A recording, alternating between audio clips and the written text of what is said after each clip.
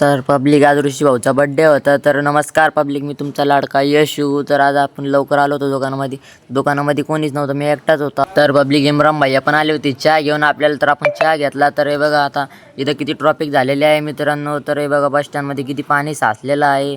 आपले अर्जुन भाऊ आणि भैया भाऊ थांबले होते आपल्यासाठी, म्हणे आम्हाला पण घे. तर ते म्हणून राहिले फॉलोचं बटन दाबून द्या पब्लिक. तर लवकर करून टाका बरं फॉलो.